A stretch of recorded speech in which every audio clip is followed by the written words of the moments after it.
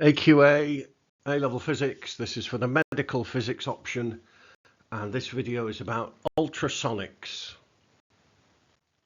So an ultrasound scan uses high frequency, we're talking megahertz, high frequency intensity, high intensity sound waves to produce an image.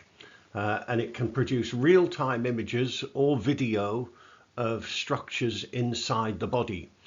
Typical uses to monitor the health of an unborn baby, to look at a fetus as it develops during pregnancy, to image internal organs such as the heart and the liver and the kidneys, perhaps to guide surgery as well.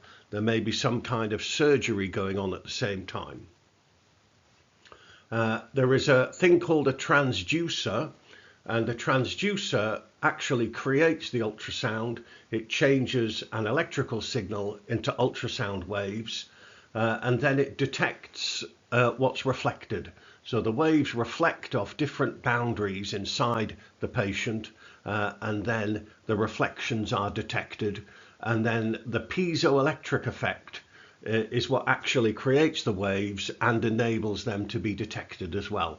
The piezoelectric effect, if you like. That's this here, the piezoelectric effect. So if you put an alternating voltage across some crystals, like a quartz crystal, then they vibrate at that frequency and they will produce waves at that frequency. Then, if the same crystal is vibrated, it produces an EMF. And this is used in ultrasound transducers. If we look at the diagram there, there's plenty of acoustic insulation there. There's an acoustic lens to focus the waves. There's your crystals there, and then there's a backing layer behind the crystals, and the crystals will be arranged in a certain way. Now, the crystals will have a natural frequency, and the waves that they produce will have the biggest amplitude when those frequencies are used. The waves are sent out in pulses, and each pulse is maybe a few microseconds. So they send a pulse of waves, and then they detect the reflections, then they send another pulse, then they detect those reflections, etc. The backing layer dampens the vibrations due to the pulses, because we want the vibrations to settle down before we send the next pulse.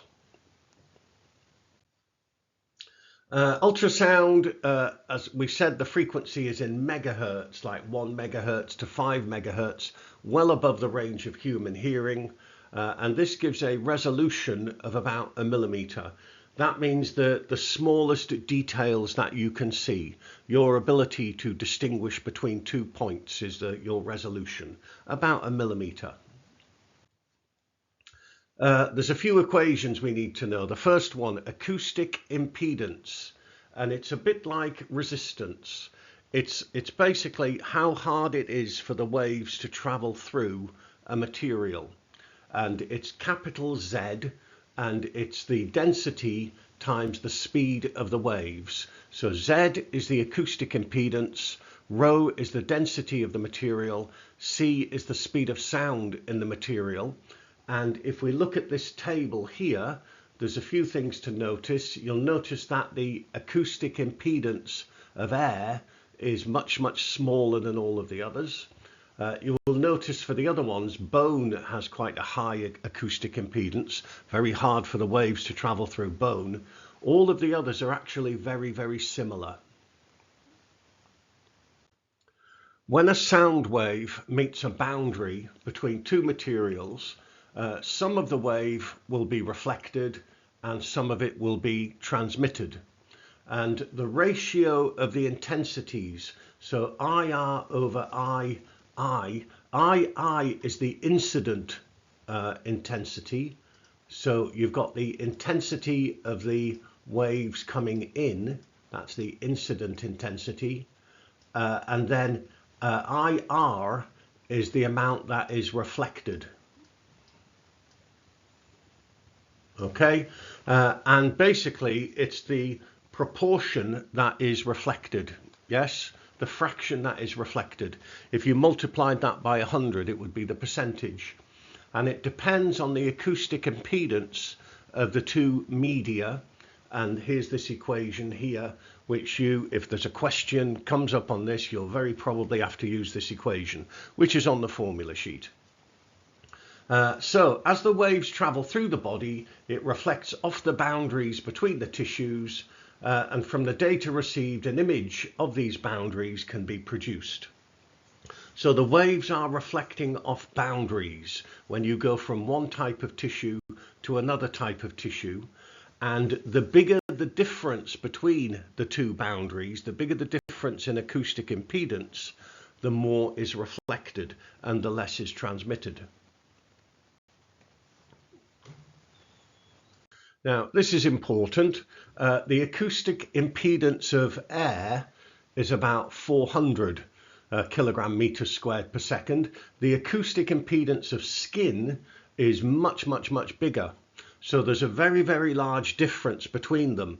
So if there was any air in the gap between the transducer and the skin, you get an awful lot of the wave reflected. And it would mess up the signal a great deal. It would have a significant effect. So what we do is we do a bit of impedance matching.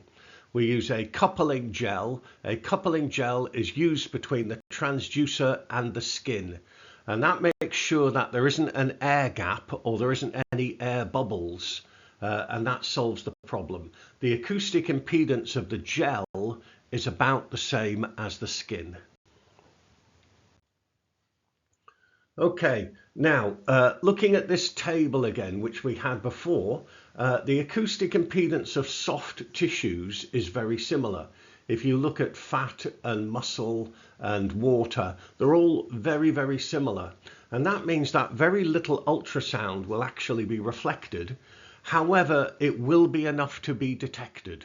Even if only a couple of % of the signal is actually reflected back into the transducer, that's enough to get an image. At bone, the boundary, at a bone tissue boundary, much more will be reflected. Ultrasound doesn't tend to be used for looking at bones. Things like X-rays give you a much better picture of what's going on in terms of your bones.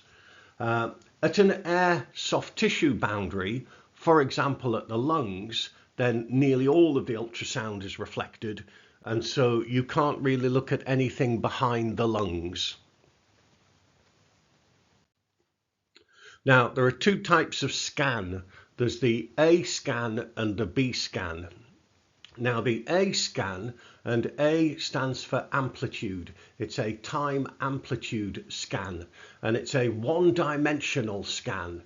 So if everything that you're interested in is in a line and you send your ultrasounds, if you look at this fantastic animation that I made, okay, you send the ultrasound out and it reflects off boundaries and it's all in one dimension, and then on an oscilloscope you can see what's reflected. Okay, and from that you can work out the distances of different things. It's apparently used to measure what's going on inside your eye, for example, the diameter of an eyeball.